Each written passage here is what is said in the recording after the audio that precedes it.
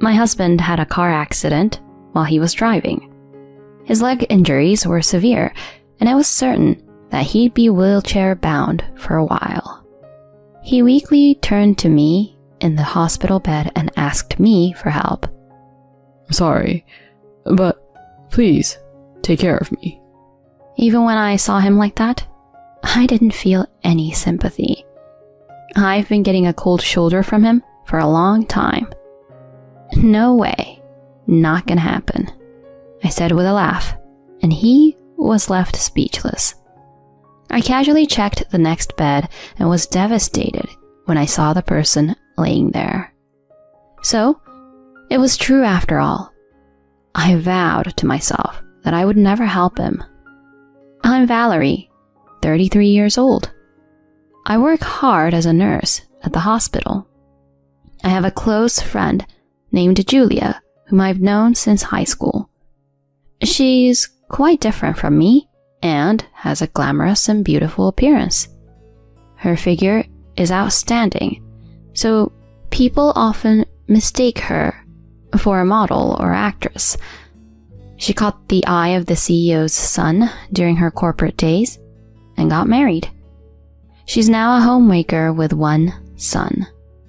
Despite the significant difference in our circumstances, she's always been a good friend to me.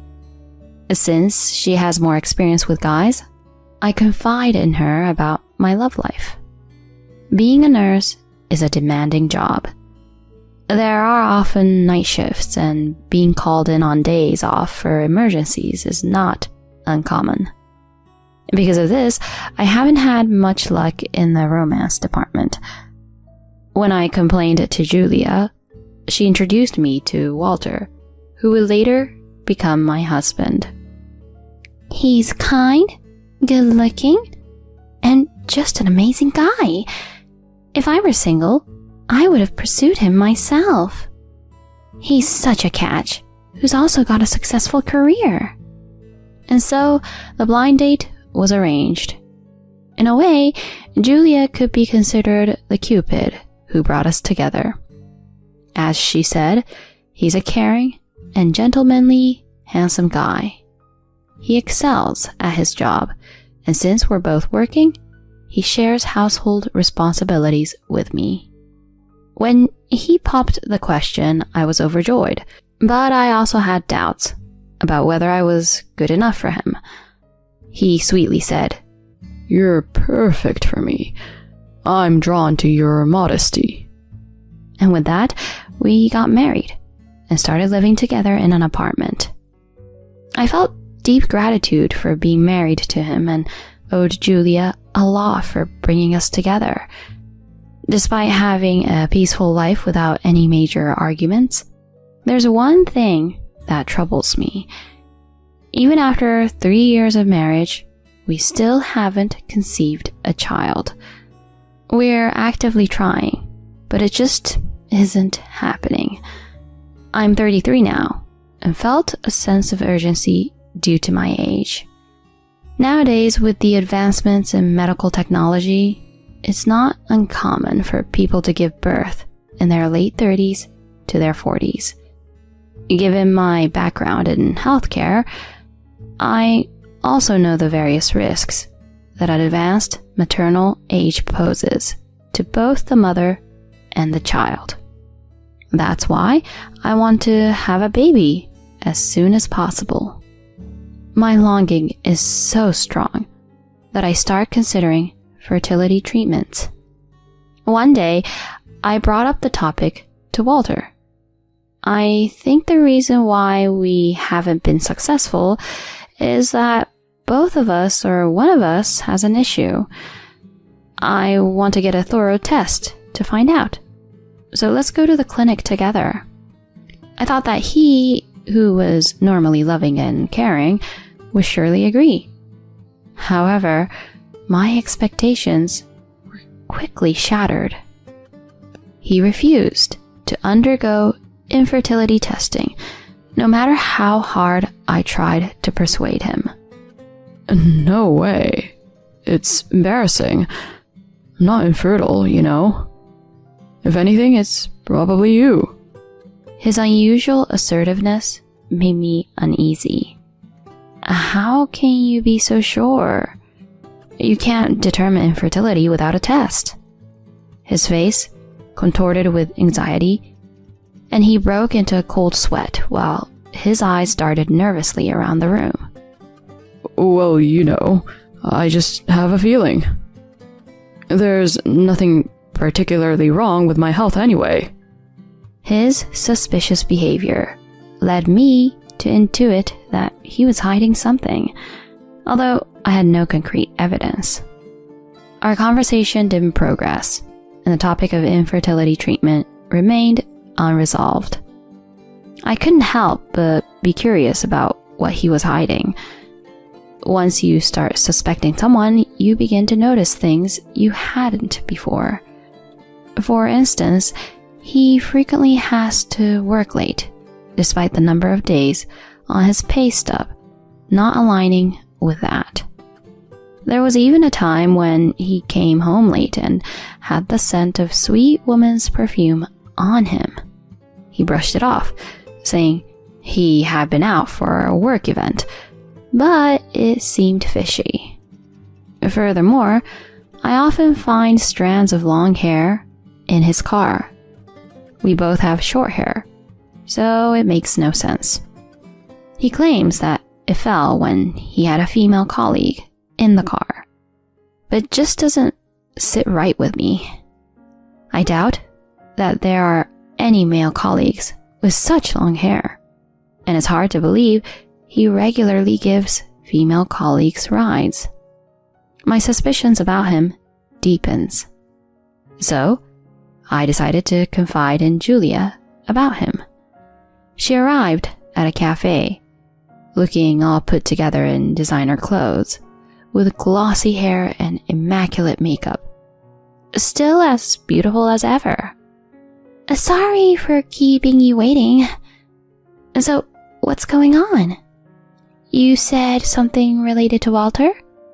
I explained to her all the suspicious behavior and how his attitude toward infertility treatment was strange. I expected her to offer some advice on how to deal with the suspicion of infidelity. To my surprise, she said it was all my fault. I can't imagine a serious guy like him would cheat. You're just overthinking it. I understand being anxious about not getting pregnant, but that doesn't mean you should take out on him. But there are so many shady things. When I confronted him, he acted strangely. Anyone would freak out if their spouse suddenly accused them of cheating.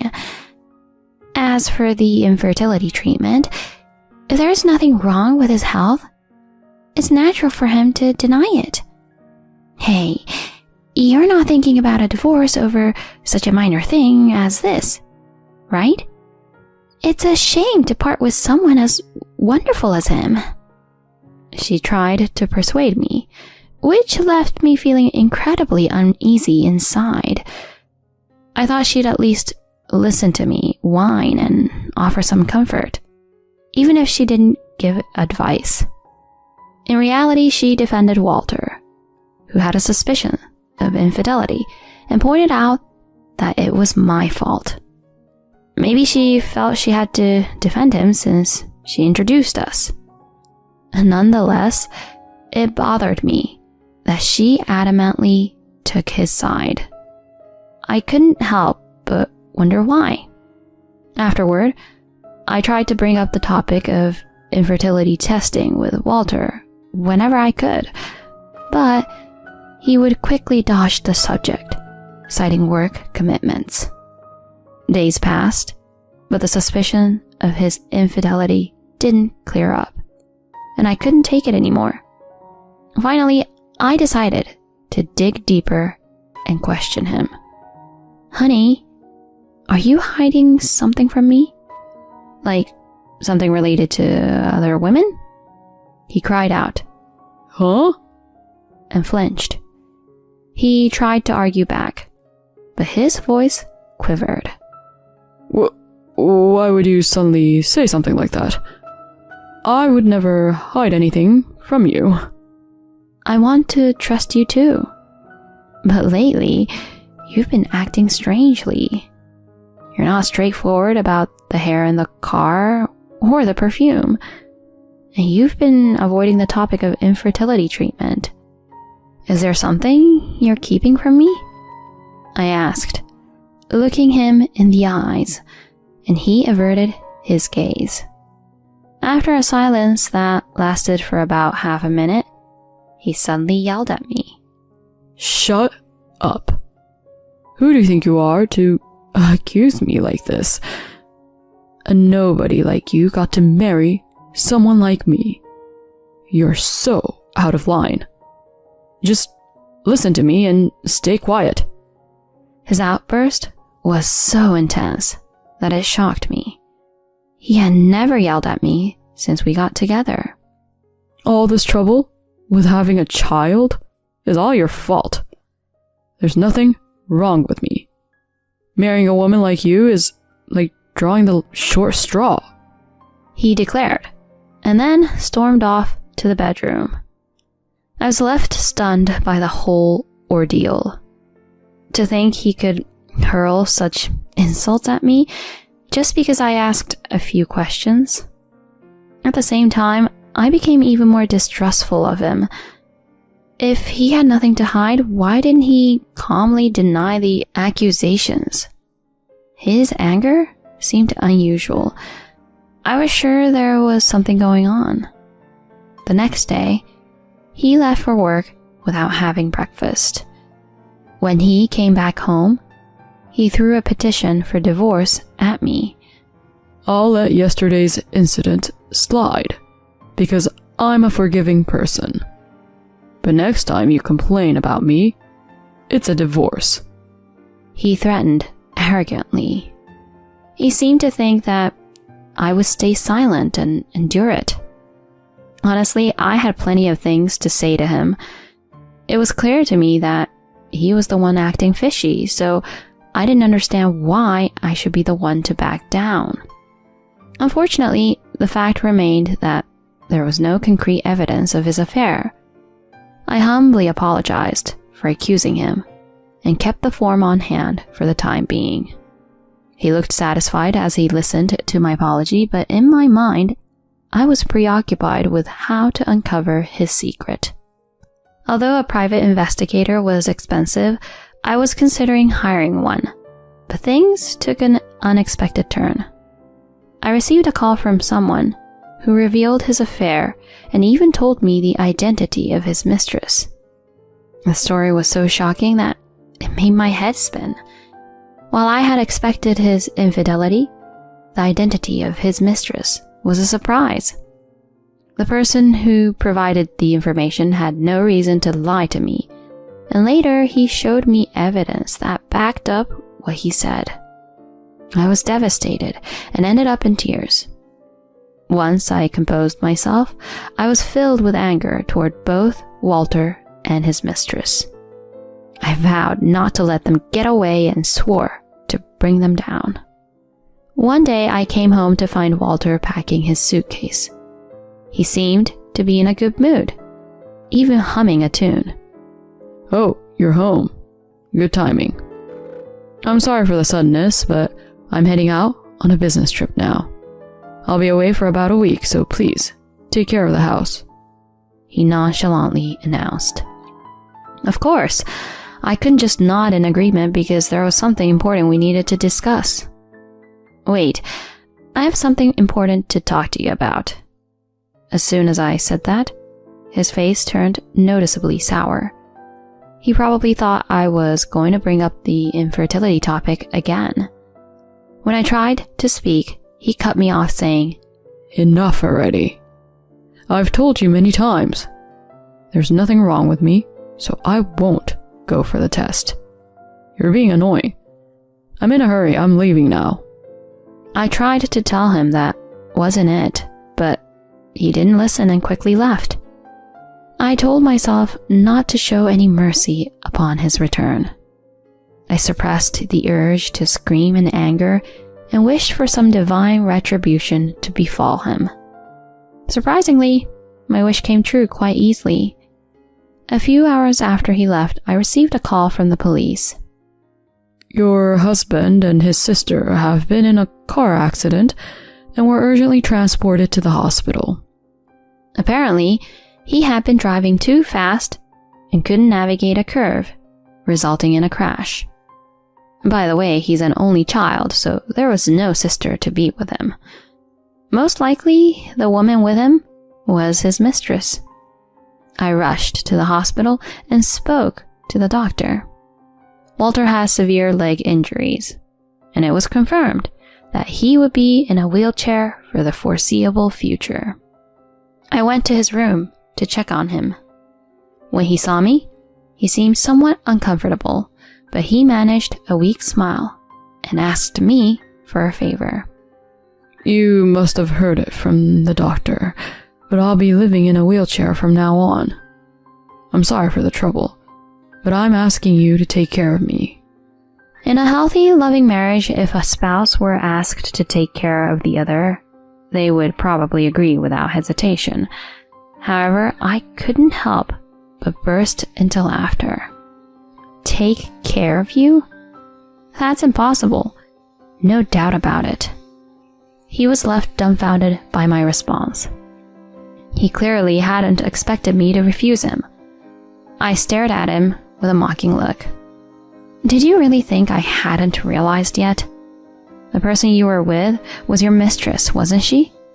You lied about having a sister, even though you're an only child. He was turning pale as he listened. He either couldn't find the words to defend himself or just couldn't make a sound but kept opening and closing his mouth. Ignoring him, I opened the curtain to the adjacent bed where his sister was supposed to be resting. There, I found my best friend Julia. The doctor said that she too was seriously injured and required nursing care. I gazed at her for a while, and then I glared at Walter. So, she was your mistress after all. In fact, it was her husband who informed me about their affair.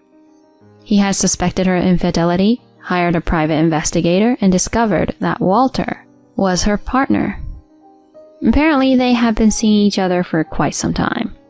She didn't want to give up her luxurious lifestyle with her husband and had proposed to Walter to marry me as a cover-up. There was an even more shocking and dreadful revelation. The son she had given birth to wasn't her husband's, it was Walter's. Her husband had become suspicious because the son looked nothing like him and had conducted a DNA test. It confirmed that there was no biological relationship between them. When I saw the son's face, which bore a striking resemblance to Walter, I was amazed. He was so certain he had no issue because Julia had given birth to his child. It made sense to deny being infertile with a track record like that. When he looked at me and Julia's husband with despair, I crushed him with another wave of bad news. So, we're getting a divorce. I'll make sure to claim alimony too. I have a lawyer already, so be prepared, I declared, ready to leave. But he shouted, Wait. I was wrong. Julia was persistent, and I ended up continuing the affair. I genuinely love you. You know that, right, honey? I'll break up with her. Please, reconsider the divorce. He pleaded earnestly, but his words had no effect on my heart. Instead, my disappointment in him grew. He was just trying to secure me as a caregiver and, as a bonus, avoid the alimony claim. His selfishness infuriated me. It was the perfect time to confront him head on. I took a deep breath and gave him a piece of my mind. So, this is your true nature, huh? How pathetic, trying to put the blame on her and sell her out to save yourself. I have to say, I feel sorry for her now. No chance I'll ever get back together with a despicable man like you. Please, don't say that. You're the only one for me. Ugh, you're making me sick. After cheating and even having an illegitimate child? Such rubbish talk won't work for me. Besides, I've already submitted the form you gave me, so I have no obligation to help you anymore. Don't ever come near me again. I retorted, and this time, I walked out of the room for real. I could hear his anguished voice from behind, but I didn't look back. Several months later, Walter, Julia, her husband, and I were all divorced. Julia's husband and I each claimed alimony from our ex-spouses, but neither of them had enough money. They ended up borrowing from loan sharks to pay us. 6 months after we divorced, they got married, but they seemed to be struggling. Walter couldn't handle the judgmental eyes of colleagues who had found out about how the accident led to his divorce, so he left his job. His relatives and friends severed ties with him, and despite needing caregiving for his wheelchair-bound condition, no one would lend a hand. They're leading a miserable life, juggling multiple part-time jobs and day labor just to make ends meet and raise their child. Meanwhile, I'm savoring my carefree single life. I chose to see this as a reward granted by fate. That's what I tell myself now.